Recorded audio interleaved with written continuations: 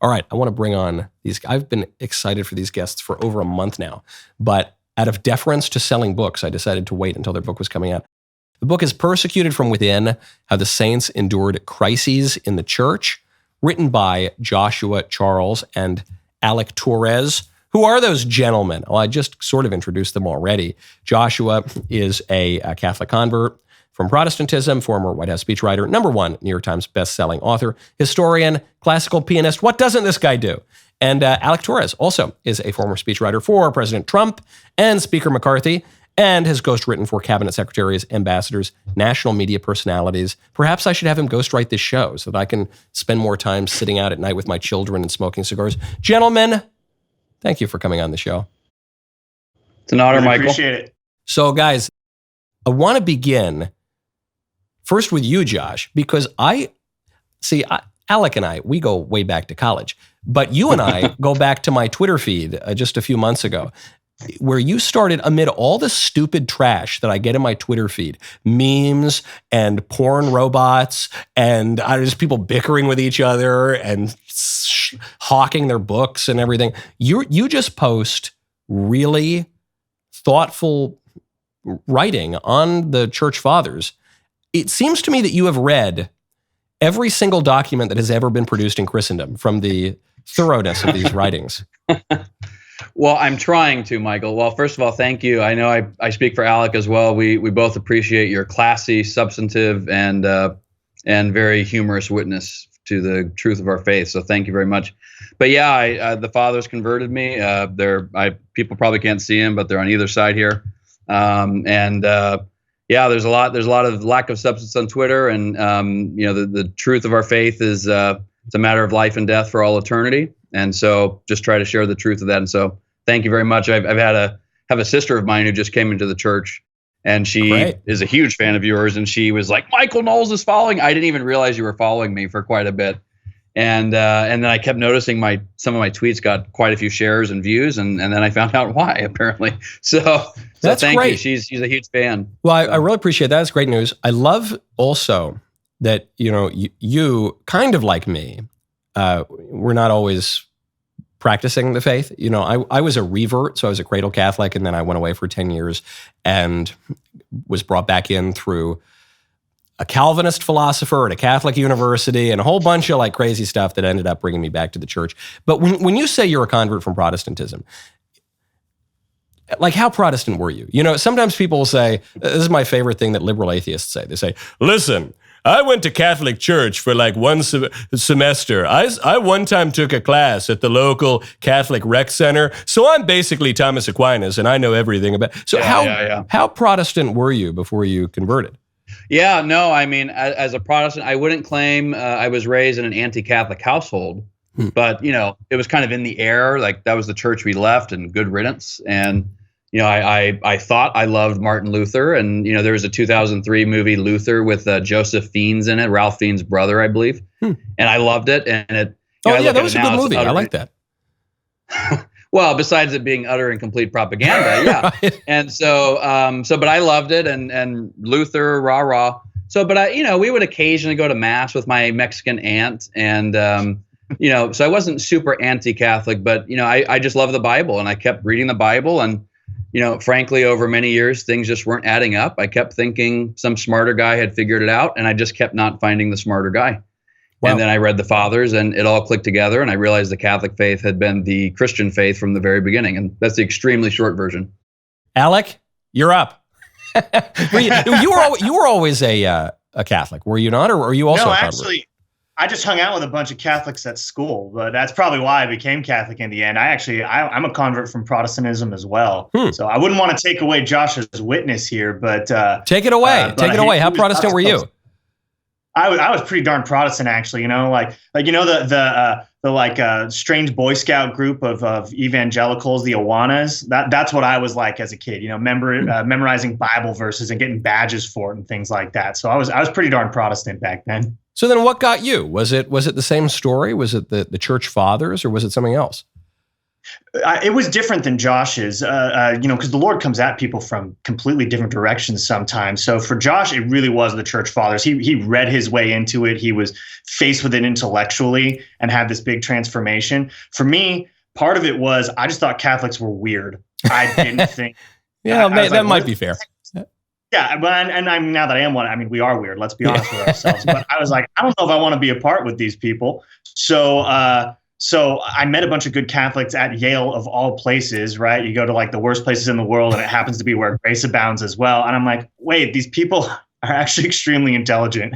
Why do they seem to know answers to all the questions? Or if they don't, they come back to me the next day and they have like documents to back them up. Right.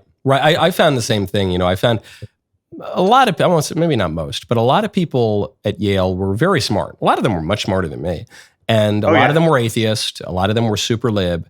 But I did find the smartest people, the very smartest people, and most serious people on campus were religious, and they tended to be Christian broadly.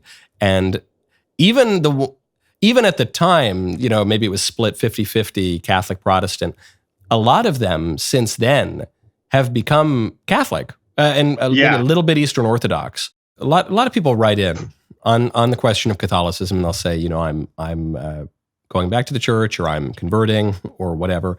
But they'll sometimes say, I'm converting at this period of intense confusion and actually crisis in the church. And some people look at that and they say, this is the worst possible time to convert to Catholicism. Other people might say, though, no, actually, it's the best time because we've seen these sorts of crises before. And somehow, miraculously, the church always seems to survive, which I guess is the topic of your book. Yeah, that's 100% the case. I want you both to speak at exactly the same time, if possible, and in harmony. Same thing too. We'll show that we're really like the best co-authors in the world. Yeah. I kind of find it ironic. Sometimes I tell people, hey, it's wonderful. I worked with this guy. We wrote a book. It's about all these terrible things that happen to extremely good and holy people by the very people who should have loved them and respected them the most. They were imprisoned and sometimes martyred, excommunicated. Bad things happen. But don't worry, it's a really hopeful book. And then kind of like, what are you talking about? The hopeful part is that we look back and we're like, wait, bad things have happened before. Confusing times have happened before. And God always sees us through. God always brings his saints out through the end, and he raises up incredible holy people in every single age to fight the good fight and to lead people towards the truth. So, we can look at our own time now and we can say, oh, woe is I. Or you could say, well, Lord, you put me in one hell of a fight, prepare me because I'm ready for it. What do you think about the timing? The book is released just as we're on the brink of World War III. A world war potentially that is focused around the Holy Land and around theological conflict at a time when there are barely any Christians left even in the Holy Land. Josh? I joked with my White House colleagues back in the day. We were all converts, mostly from Protestantism. And I said, the thing that sucks about being Catholic is we can't complain about suffering anymore. And of course, that's the most glorious aspect of our faith because it's what our Lord did. And I was talking with a friend the other day, Jason Jones, a human rights activist, filmmaker, Catholic guy.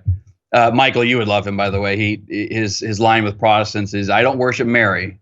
I worship statues of Mary. And he's joking, of course, but it's one of my all-time favorite lines just to mess with people. And anyway, it's earned a lot of coverage. But no, we were talking. I said to him, I think I've been pondering this issue of suffering and how can you not as a Catholic? And I said, if somebody came to you and said, I have the secret for you to never engage in evil, ever. Do you want to know what it is? Yeah. And the answer of our faith would be suffer like Christ and keep doing that till you die and you'll get eternal reward. That's all you have to do. And it's like, but who wants that answer? Nobody in a natural sense wants that answer. But I actually came into the church July 2019. So my first Easter was 2020. And one of the things I studied in the Fathers was the unanimous consensus of the Fathers, which Session 4 of the Council of Trent says is binding on Catholics. As a convert, of course, I know that. But it says that one of the things Antichrist will do is bring the public celebration of the Mass to an end for 3.5 years.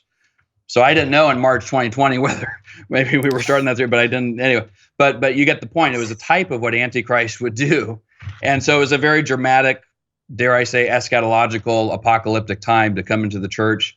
I do personally think it's arguably the worst time. And I had a lot of Catholic friends warn me beforehand. I have some very funny stories that unfortunately I can't tell because some of the people who said them are very prominent public Catholics that I have to wait till they die. But they made jokes about it too, making jokes about is the Pope Catholic, frankly. Mm-hmm. And I love the Holy Father, pray for him every day. And I'll leave it to God. But the stories of these saints is basically the suffering of Christ is not just suffering from external enemies, but from internal enemies.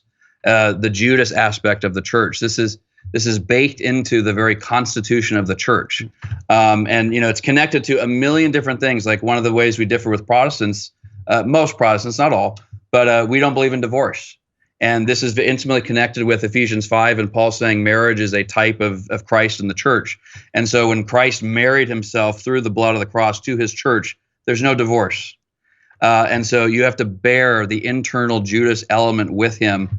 That includes, with all these different saints in here, from bishops, from religious, from priests, from laymen, sometimes even from popes. One of the ones I worked on, St. Joan of Arc, she was killed. She appealed to the Pope. Canon law secured this right for her, but the local ordinary said nope, and she ended up being killed. And so the price faced by many of these saints was very high, but they are eternally before God in heaven, interceding for us now, because they accepted this element of suffering, not just from external enemies, but internal enemies as well. And I don't think anybody's going to see the mystery of the faith, see the mystery of Christ, see the mystery of the church, unless they understand that this mystery of suffering. It's such a great point. I sometimes think in my own life, it's so bizarre that right after I've been afforded some incredible grace, some great ability to accomplish something, or just a gift, or some unexpected wonderful thing happens to me, it is at that point that I am most tempted to sin. And I think that's so unbelievably ungrateful of me. Why is it that after I've received this great news, I want to go, I want to go hit the bar, or I want to go, scream at somebody, or I want to, mostly Ben Davies, or I want, just indulge some kind of vice. And the answer is, I think, connected to your point on suffering, which is that when we're suffering, we are connecting ourselves to Christ on the cross, and we are aware of what the glories of this world really mean. But when we get a little looser and a little decadent and a little comfortable and a little luxurious, then all of that goes out the window. And so suffering is not, it's not something that in a natural sense we all are begging for, but there can be a wonderfully sanctifying aspect to it. Folks, unfortunately, I'm completely out of time. I want to have you back and talk for another 7 or 20 hours. Perhaps we will do that on a future theology. We'd love to. In the meantime, don't go buy this sheet of paper. Go buy the actual book that has this cover from the sheet of paper. There it is. There's the real book. Persecuted from Within, Have the Saints Endured Crises in the Church. Josh Charles, Alec Torres, thank you both for coming on. Thank you, Michael. Thank you so much for having us. Great to be with you both. Honored to be here. Great to be with all of you as well. I'm Michael Knowles. This is The Michael Knowles Show. See you tomorrow.